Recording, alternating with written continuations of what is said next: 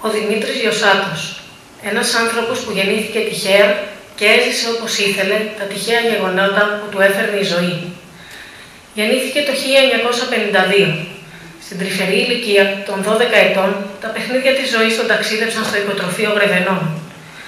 Έτσι το αντιλήφθηκε και ο Δημήτρης, και μέσα από αυτό το αναγκαστικό ταξίδι, που μόνο άσχημα συναισθήματα θα γέμιζε κάποιον, αυτό ξεκίνησε να δημιουργεί, κάνοντας τον πόνο και την απώλεια έργο. Στα χωρίς αγάπη χρόνια, το παιδί τότε, αυτός ο πληγωμένος άγγελος, συμμετείχε σε όλα τα δρόμενα του σχολείου, αθλητικά, θεατρικά, μουσικά. Πρώτος μαθητής. Ξεχώρισε από τότε μέσα στο πλήθος. Περιγραφές φίλων του σήμερα θυμούνται ένα παιδί να μιλάει και να μην καταλαβαίνουν τις λέξεις που χρησιμοποιούσε. Κάπου εκεί στον χρόνο γνωρίζει και τη γυναίκα της ζωής του, τη Φρόσο. Ένα άλλο παιδί που του χάρισε αγάπη, αυτή που του έλειπε, και συνέχισαν μαζί στη ζωή.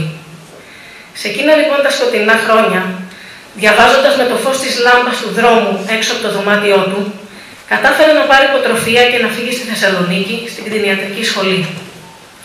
Στην πολιτάρακη εκείνη εποχή, ο Δημήτρης δεν μπορούσε να μείνει αποστασιοποιημένος από τις πολιτικές καταστάσεις. Οργανώθηκε στο Κουκουέ Μουλού και υπήρξε ενεργός τέλεχος με έντονη δράση.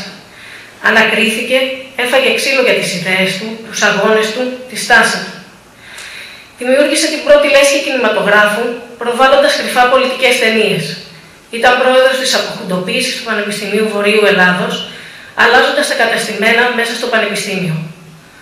Παράλληλα με την πολιτική του δράση και τη φιλική του ιδιότητα, υπήρξε και μεγάλος αθλητής στη ΧΑΜ Θεσσαλονίκης. Το 1976 επιστρέφει στα Γρεβενά με ένα παιδί, τη Φρόσο, και μερικά σκυλιά από τη σχολή που τα πήγαιναν προς ευθανασία. Και κάνουν κι άλλο παιδί. Ο μπαμπάς μου μας αγαπούσε και αφιέρωνε τον χρόνο του παίζοντας μαζί μας. Όσους χρόνους του έμενε, γιατί πάντα τον θυμάμαι με μία μπάλα, ένα στυλό, ένα χαρτί και ένα τιμόνι. Μας αγάπησε όμως βαθιά και χωρίς εγωισμό και ποτέ δεν ζήτησε τίποτα. Άσκησε το επάγγελμα του κτηνιάτρου αμυστή, προσπαθώντας να βάλει στη ζωή των Γρεβενιωτών τα ζώα.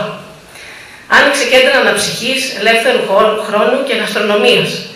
Έμαθε στους ανθρώπους να χορεύουν στην δίσκο, να συζητάνε στο πολιτιστικό καφενείο, να διασκεδάζουν, να μην κρύβονται.